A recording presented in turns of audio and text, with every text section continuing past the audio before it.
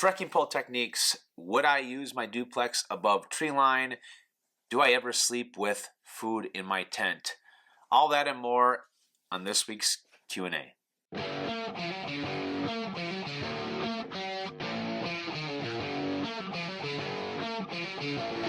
What's up, everyone? Welcome back, and thanks for hanging out with me on another week's Q&A. You know, it's the weekend. I'm recording this thing a little late. Got behind, but cheers to you and cheers to me. Our goal for the Q&A is to be able to finish the Q&A before I finish this beer. We'll see how I do. Now, last week I did a survey about whether or not I should do channel updates on my Q&As, and I got mixed messages. Those of you that thought I should was 36%. 37% of you said no. 25% of you said I really don't care. So the results of the survey that you guys voted on was kind of split down the middle, but I got a couple comments that I want to point out. One is from Thomas Zabel. Talks about maybe I should just do the updates in the very beginning and tell you when to skip forward. The only problem about that, though, is I don't know when to tell you to skip forward because after I edit, it changes. Now, I also got another comment from Ron that says, why don't I just do the updates at the end of the video? The way those that are not interested can just skip them without having to try to find the Q&A. What I'm going to do from here on is in the Q&As, I will do the updates at the end. So make sure you hang around with me towards the end to get some channel updates. If you want your questions featured on next week's Q&A video here on my channel, please leave your comments below. I'll pull all my questions for next week's video during this week's Q&A. So with that, let's go ahead and get into the first question. How to use trekking poles. I did an awesome video on this. It's one of my favorite videos. I will link it above. You can watch that and find out everything that you want to know about how I use them. What would be your tent of choice if you were going on a trail where you would be sleeping above tree line through the entire trail, or at least most of it? Would you still trust in the UL tent like the Z-Packs duplex? I would personally bring my duplex tent, but before I would do that, I would send it to Z-Packs and have them do the flex tent upgrade, which is a way for them to basically transform the duplex tent into a freestanding tent with these flex tent poles. So I would do that and bring that out to the backcountry wherever I would be going so that I would have the option of being able to have a freestanding tent. Curious what some of you guys do out there. What kind of tents would you recommend out there for above tree line? Do any brave souls who don't like crowds do the AT in winter? In recent years, there are actually quite a few people that start their AT through hike northbound in winter to be able to get ahead of the bubble. Typically, those folks are probably gonna be on the trail for like 6 months, and they're gonna end sometime in that June and July time frame, but it is not too uncommon anymore. There are other options that you can do. I did a video about different options that you can do on the AT to be able to avoid crowds. The most popular is a flip-flop. Starting somewhere, whether that's Harper's Ferry and hiking northbound up to Katahdin, and then flipping around and going from Harper's Ferry back down to Springer Mountain. I mean, there's so many different options, but if you're looking to try to avoid the crowds, I would totally recommend doing a flip-flop. You virtually can start anywhere that you want. One of my friends down in Georgia, Greeter, actually started his through hike in the Shenandoahs and went all the way north to Katahdin and then flipped around and went from Shenandoahs, hiked back down to his home state in Georgia. Socks. I can't tell if you prefer right or Injinji, or if you now wear only liner socks or 2 layers. I don't wear liner socks in the summer months in 3-season hiking conditions. I hate right socks. They have not worked very well for me.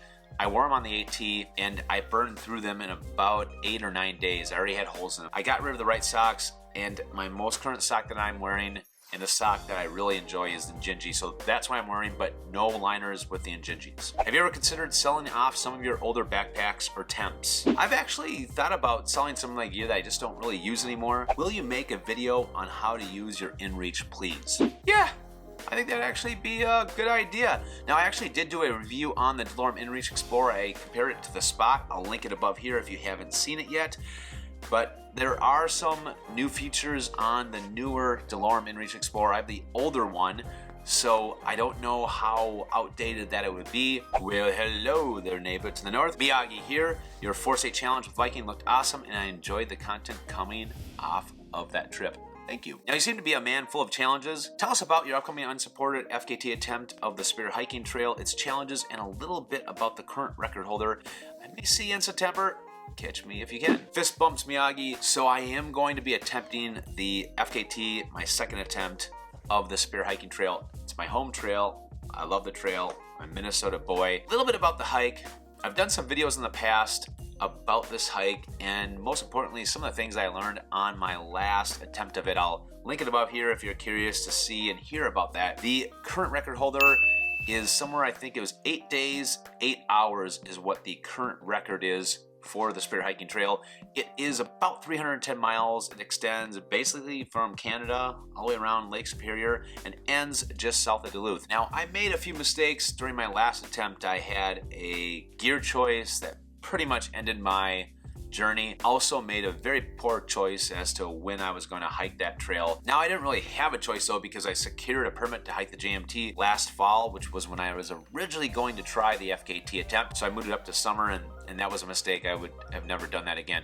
But this year, I'm going to do it at the very end of September. I might even be on the trail during my birthday. That's going to be able to eliminate the bugs. It's going to eliminate the heat. It's going to make it more manageable for me. I'm going to have less daylight, so I'll be hiking more time at dusk, which is totally fine by me. I've done that many times. Now, this is a unsupported hike, which means whatever I start with, that's all I get. I can't resupply. Can't walk off the trail and grab something at the store. So whatever food that I start with, that's all the food I get with the entire time. In addition to that, I cannot accept any help from anybody. I can't have any trail magic, that sort of thing. Now, my goal for this year is to be able to do the entire Spear Hiking Trail in under 8 days. Basically, what that averages out to with mileage is somewhere right around that 40-mile mark a day. Anyway, those are just some of the headlines. There'll be more to come as we get more into the summer and I get ready for this FKT. Do I ever sleep with food in my tent?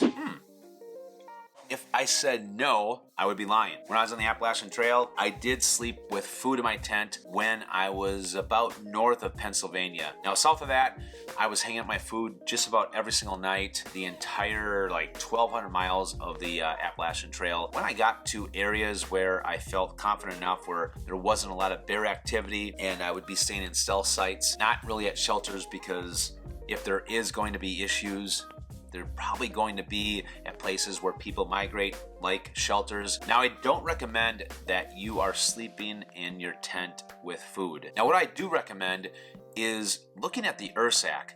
A lot of folks these days are actually starting to look and go in the direction of the Ursack instead of your traditional bear bag, where you have to throw the line over the tree and pull it up and do all that crazy stuff. With the Ursack, pretty simple. You just stuff all of your food in your Ursack if it's not already in there, and you can just tie it to the tree and leave it there at eye height. You don't need to throw it over a limb or find a limb, first of all, to throw it over and deal with all of that garbage. And it's actually something that Alda are recommending on the trail. So anyway, check out the Ursack. You might be surprised. I'd like to know your thoughts on elevation training masks. I live in Florida, so not much elevation here. What are your thoughts? Do they work? I actually have absolutely no experience, zilch, on elevation training masks. Not something that I can really recommend because I've never used them myself. Question: can you address trekking pole technique? I push down harder when going uphill to help my climb, but on level ground. Is it just the weight of your arms, or do you push down harder? When I'm using my trekking poles, the technique that I use, I have my weight going down into the straps, which is into the poles. That is helping alleviate that pressure on my lower body. I am not having to spend or expend any extra energy by pushing down into the straps. It just naturally happens with my weight going into the straps with how I hold them. As it pertains to level ground, half the time I don't even use trekking poles if I'm going to be on level ground for a very long time. It's actually why I am going with Z-style type of poles. Many times what I'll do is I will break the poles down and I'll just stick them in my side pocket when I'm walking on long flat stretches, just because it just seems to be a lot easier and I'm not expending extra energy. Sometimes when I'm walking on flat terrain, level terrain, I just want a little bit of a break, especially when I was on the Appalachian Trail. It was so nice hitting some flat spots because you're either climbing or you're descending. When I'm climbing uphill or I'm descending,